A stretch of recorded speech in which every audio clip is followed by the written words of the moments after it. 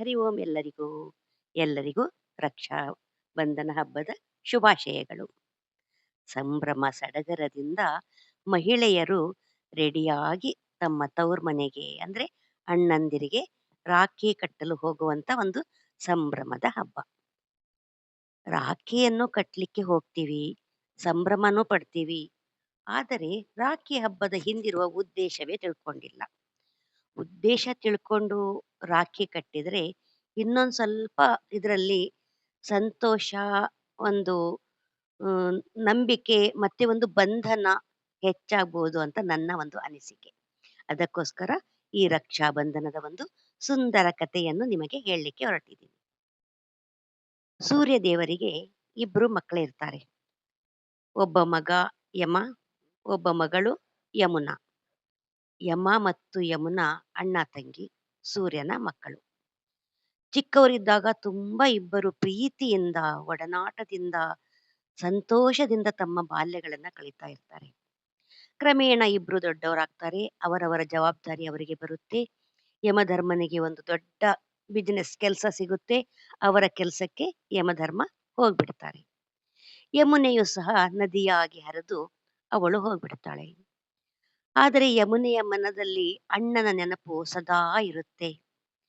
ಅಣ್ಣನನ್ನ ನೆನೆಸ್ತಾಳೆ, ಕರೀತಾಳೆ ಅಣ್ಣನನ್ನ. ಅಣ್ಣ, ತುಂಬಾ ದಿವಸ ಆಯ್ತು ಬಂದಿಲ್ಲ ನೀನು, ಬಾ ಅಂತ ಹೇಳಿ.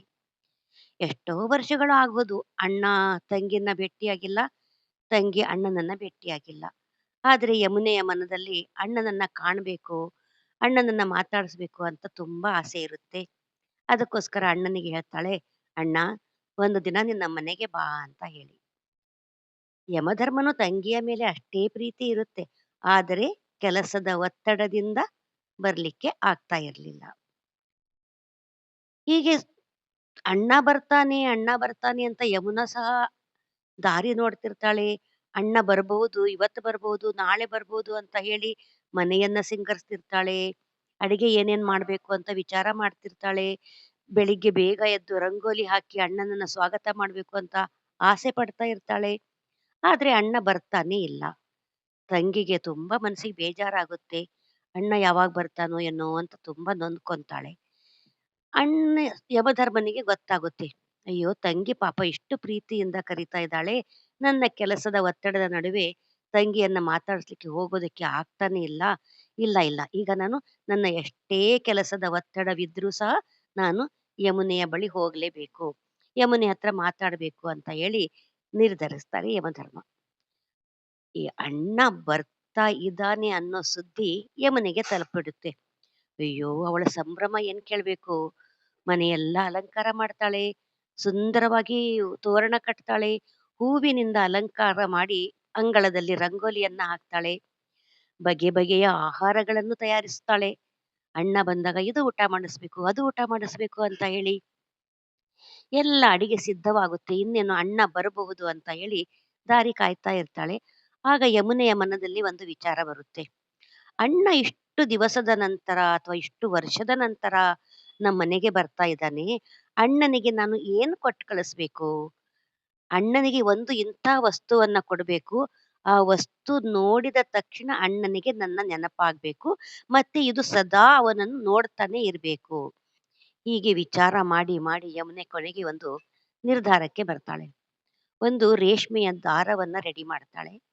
ಆರತಿ ತಟ್ಟೆಯನ್ನ ರೆಡಿ ಮಾಡ್ತಾಳೆ. ಸ್ವಲ್ಪ ಹೊತ್ತಿಗೆ ಯಮಧರ್ಮನು ಸಹ ತಂಗಿ ಮನೆಗೆ ಬರ್ತಾನೆ. ಅಯ್ಯೋ! ಏನ್ ಸಂಭ್ರಮ ಕೇಳ್ಬೇಕಾ? ಅಣ್ಣ ತಂಗಿ ಇಬ್ರೂ ಗಟ್ಟಿಯಾಗಿ ಕೈ ಕೈ ಹಿಡ್ಕೊಂಡು ಕೂತ್ಕೊಂಡು ಇಷ್ಟು ಮಾತಾಡ್ತಾರೆ, ಇಷ್ಟು ಮಾತಾಡ್ತಾರೆ. ತಮ್ಮ ಬಾಲ್ಯದ ದಿನಗಳನ್ನೆಲ್ಲ ನೆನೆಸ್ತಾರೆ. ಚಿಕ್ಕವರಿದ್ದಾಗ ಏನೇನ್ ಮಾಡ್ತಾ ಇದ್ವಿ? ಎಲ್ಲೋಗ್ತಾ ಇದ್ವಿ? ಯಾವ ಮರ ಹತ್ತಿದ್ವಿ? ಯಾವ ಹಣ್ಣನ್ನ ಕೀಳ್ತಾ ಇದ್ವಿ? ಎಲ್ಲವನ್ನು ನೆನೆದು ನೆಂದು ಸಂಭ್ರಮ ಪಟ್ಟು ತಂಗಿ ಹೇಳ್ತಾಳೆ, "ಅಣ್ಣ ಊಟ ಮಾಡಕ್ಕೆ ಬಾ" ಅಂತ ಹೇಳಿ. ತುಂಬಾ ಬಗೆ ಬಗೆಯಾದ ಆಹಾರಗಳನ್ನು ರೆಡಿ ಮಾಡಿರ್ತಾಳೆ. ಅಣ್ಣ ತಂಗಿ ಕುತ್ಕೊಂಡು ಪ್ರೀತಿಯಿಂದ ಊಟ ಮಾಡ್ತಾರೆ. ಇನ್ನೇನು ಹೊರಡುವ ಸಮಯ ಆಗುತ್ತೆ. ಯಮಧರ್ಮ ಹೇಳ್ತಾನೆ, "ತಂಗಿ, ನಾನಿನ್ನು ಬರ್ತೀನಮ್ಮ. ತುಂಬಾ ಕೆಲಸ ಇದೆ. ಕೆಲಸದ ಒತ್ತಡದಲ್ಲಿ ನಾನು ಸ್ವಲ್ಪ ಸಮಯವನ್ನ ಮಾಡ್ಕೊಂಡು ಬಂದಿದ್ದೀನಿ" ಅಂತ ಹೇಳಿ. ಯಮುನೆ ಹೇಳ್ತಾಳೆ, "ಆಯ್ತಣ್ಣ, ನೀನು ಹೋಗೋದಕ್ಕಿಂತ ಮೊದಲು ನಾನು ನಿನಗೆ ಒಂದು ವಸ್ತುವನ್ನ ಕೊಡ್ಬೇಕು ಅಂತ ಇದ್ದೀನಿ. ನಾ ಕೊಟ್ಟ ವಸ್ತುವನ್ನ ತೆಗೆದುಕೊಂಡು ಹೋಗು" ಅಂತ ಹೇಳಿ. ಯಮಧರ್ಮನಿಗೆ ಆಶ್ಚರ್ಯ ಅನ್ಸುತ್ತೆ. ಮತ್ತೇನ್ ಕೊಡ್ತೀಯಮ್ಮ? ಒಳ್ಳೆ ಸ್ವಾಗತ ಮಾಡಿದೀಯ. ಇಷ್ಟೊಂದು ಬಾಲ್ಯದ ನೆನಪುಗಳನ್ನ ಹಂಚಿಕೊಂಡು ಸಂತೋಷ ಪಟ್ಟಿದ್ದೀವಿ. ಇಷ್ಟು ಒಳ್ಳೆ ಆಹಾರವನ್ನ ಕೊಟ್ಟಿದೀಯ. ಮತ್ತೇನ್ ಕೊಡ್ಬೇಕಂತ ಇದೀಯಾ? ಅಂತ ಹೇಳಿ. ಯಮುನಾ ಹೇಳ್ತಾಳೆ, "ಅಣ್ಣ ಒಂದು ನಿಮಿಷ ಕುತ್ಕೋ ಬಂದೆ ಬಂದೆ" ಅಂತ ಹೇಳಿ ಒಳಗಡೆ ಹೋಗಿ ಆರತಿ ತಟ್ಟೆ ರೆಡಿ ಮಾಡಿರ್ತಾಳಲ್ಲ, ತೆಗೆದುಕೊಂಡು ಬರ್ತಾಳೆ. ತೆಗೆದುಕೊಂಡು ಬಂದು ಅಣ್ಣನಿಗೆ ಕೈಗೆ ಆ ದಾರವನ್ನ ರೇಷ್ಮೆಯ ದಾರವನ್ನ ಕಟ್ಟಿ ಆರತಿ ಮಾಡ್ತಾಳೆ. ದಾರ ಕಟ್ಟುವಾಗ ಹೇಳ್ತಾಳೆ, "ಅಣ್ಣ ಇದು ಒಂದು ರಕ್ಷೆಯ ಬಂಧನ, ರಕ್ಷೆಯ ದಾರ.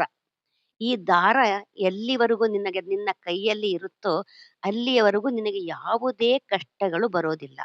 ಬಂದ್ರೂ ಸಹ ನೀನು ನನ್ನನ್ನ ನೆನೆಸಿಕೋ, ನಿನ್ನ ಕಷ್ಟಗಳು ದೂರ ಆಗ್ತವೆ" ಅಂತ ಹೇಳ್ತಾಳೆ. ಎಷ್ಟು ಸಂತೋಷ ಅಲ್ವಾ? ಒಂದು ಸಂಭ್ರಮ. ನಾವು ಸುಮ್ನೆ ರಾಖಿ ಅಂತ ಹೇಳಿ ಇದು ಪ್ಲಾಸ್ಟಿಕ್ ಆಗಲಿ, ಯಾವುದೋ ಒಂದು ಅಂಗಡಿಯಿಂದ ತಂದ ರಾಖಿಗಳನ್ನ ಕಟ್ತೀವಿ. ಆದರೆ ರೇಷ್ಮೆಯ ದಾರದ ಮಹತ್ವ ಏನನ್ನೋದು ಈ ರಾಖಿ ಹಬ್ಬ ತೋರಿಸ್ಕೊಡುತ್ತೆ. ಈ ರೇಷ್ಮೆಯ ದಾರದಲ್ಲಿ ಕಷ್ಟಗಳನ್ನು ನಿವಾರಿಸಬೇಕು ಅಂತ ಒಂದು ಆತ್ಮಸ್ಥೈರ್ಯವನ್ನು ತುಂಬಿ ನಾವು ಕಟ್ಟಿರ್ತೇವಲ್ಲ, ಅದೇ ನಿಜವಾಗಿ ಅಣ್ಣ ತಮ್ಮಂದಿರನ್ನ ರಕ್ಷೆ ಮಾಡುತ್ತೆ. ಹಾಗೆ ಸಹ ಅಣ್ಣ ತಮ್ಮಂದಿರು ತಂಗಿಯರಿಗೆ, ಅಕ್ಕಂದಿರಿಗೆ ಹೇಳ್ತಾರೆ, ತಮ್ಮ ಸಹೋದರಿಯರಿಗೆ, "ಆಯ್ತಮ್ಮ, ನೀನು ಸಹ ನಿನ್ನ ಯಾವುದೇ ಕಷ್ಟದಲ್ಲಿ ನನ್ನನ್ನು ನೆನೆದರೆ ನಿನ್ನ ಕಷ್ಟಗಳು ಸಹ ತಕ್ಷಣ ದೂರ ಆಗ್ತವೆ" ಅಂತ ಹೇಳಿ. ಒಂದು ಒಳ್ಳೆಯ ಬಾಂಧವ್ಯ, ಅಣ್ಣ ತಂಗಿಯರ ಪ್ರೇಮ, ಅಕ್ಕ ತಂಗಿ ತಮ್ಮಂದಿರ ಒಂದು ಪ್ರೀತಿ, ಎಷ್ಟು ಸುಂದರವಾದ ಒಂದು ಈ ರಕ್ಷಾಬಂಧನ. ಇಂತಹ ರಕ್ಷಾಬಂಧನವನ್ನ ಯಮುನೆ ಯಮನಿಗೆ ಮೊದಲು ಕಟ್ಟಿ, "ನೀನು ಹೆದರಬೇಡ, ಯಾವುದೇ ಕಷ್ಟ ಬಂದ್ರು ನೀನು ಈ ದಾರವನ್ನ ನೋಡಿ ನನ್ನನ್ನ ನೆನೆಸಿಕೋ, ಈ ನಿನ್ನ ಕಷ್ಟಗಳೆಲ್ಲ ದೂರ ಆಗ್ತವೆ" ಅಂತ ಹೇಳಿರ್ತಾಳೆ. ಇದೇ ತರಹ ಎಲ್ಲಾ ಅಕ್ಕ ತಂಗಿಯರು ಸಹ ತಮ್ಮ ಅಣ್ಣ ತಮ್ಮಂದಿರಿಗೆ, "ನಿಮ್ಮ ಕಷ್ಟದಲ್ಲಿ ನಾನು ಸಹಭಾಗಿಯಾಗ್ತೀನಿ, ನನ್ನ ಕಷ್ಟದಲ್ಲಿ ನೀವು ಸಹಭಾಗಿಯಾಗಿ. ಸುಖದಲ್ಲಿ ಎಲ್ಲರೂ ಬರ್ತಾರೆ, ಆದರೆ ಕಷ್ಟದಲ್ಲಿ ಒಬ್ಬರನ್ನೊಬ್ಬರು ಜೊತೆಗಿದ್ದು ಕಷ್ಟಗಳನ್ನು ಹಂಚಿಕೊಂಡು ಸುಖವನ್ನು ಸಂಭ್ರಮಿಸಿದರೆ ಆ ರಕ್ಷಾಬಂಧನದ ಸುಖವೇ ಒಂದು ಆನಂದವನ್ನ, ಸಂಭ್ರಮವನ್ನ, ಒಂದು ವಿಶೇಷ ಅನುಭವವನ್ನ ಕೊಡುತ್ತೆ" ಅಂತ ಹೇಳ್ತಾ ಇಂದಿನ ರಕ್ಷಾಬಂಧನವನ್ನು ಸಂಭ್ರಮದಿಂದ ಆಚರಿಸೋಣ ಅಂತ ಹೇಳ್ತಾ ಈ ನನ್ನ ಕಥೆಯನ್ನ ಕೃಷ್ಣಾರ್ಪಣ ಮಸ್ತು ಮಾಡಿ ನನ್ನ ಗುರುವಿಗೆ ಸಮರ್ಪಣೆ ಮಾಡ್ತೀನಿ.